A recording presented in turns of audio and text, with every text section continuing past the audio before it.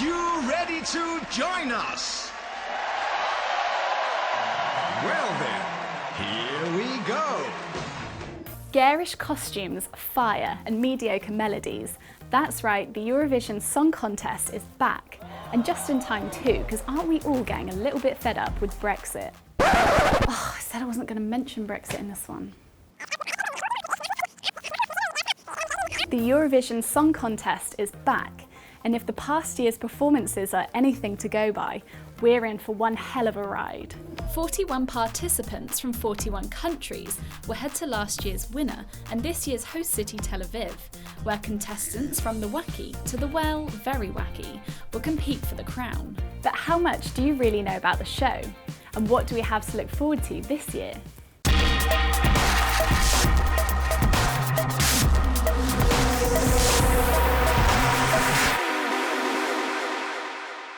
The Eurovision Song Contest originally began mainly as a radio show back in 1956, when Europe was still recovering from the Second World War and needed a team-building exercise of sorts to bring the divided countries back together.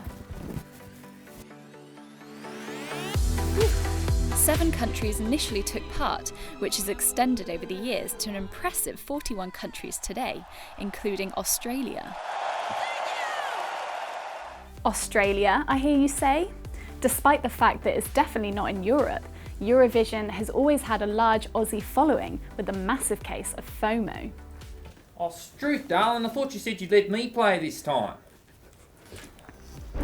So on the contest's 60th anniversary, Australia was invited to take part, who then just ended up sticking around. Thank you, Australia. While it might seem like one big friendly sing-song, its voting system has been criticised as an opportunity for neighbouring countries to give each other points, despite what they actually think of their songs. 12 points to Cyprus. Cyprus 12 points, Chypre 12 points. Each country would give 2 sets of 1 to 8, 10 and 12 points, the first being given by a jury of music professionals and 1 set given by viewers at home. So with so many countries, it's perhaps unsurprising that there's been lots of memorable and sometimes just downright weird performances.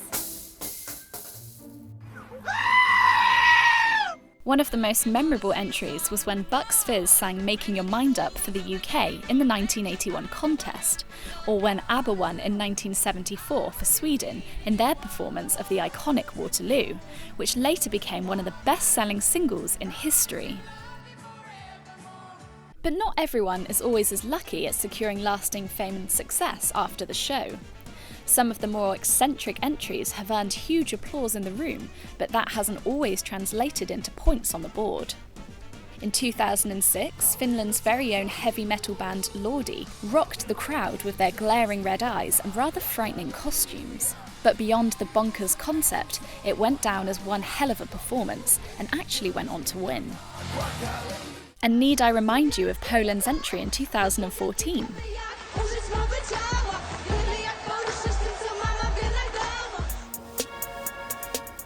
So who are some of the entries to look out for this year? Flying the flag for the UK is 21-year-old Michael Rice, performing his song Bigger Than Us. Michael's no stranger to singing competitions, having taken part in All Together Now and The X Factor, and now he's won the right to represent the UK at Eurovision.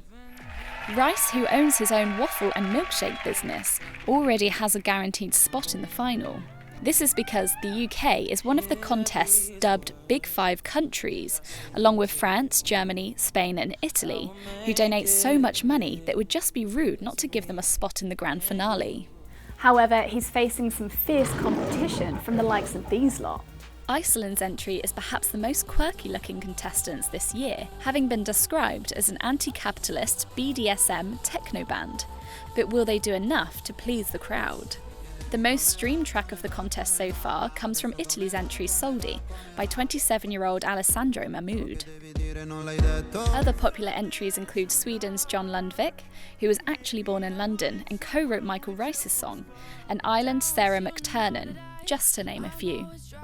So as the final approaches, call round the friends and family, be prepared for the cheese, and wash up a couple glasses, because if anything, it's going to be one hell of a drinking game. Please drink responsibly. points.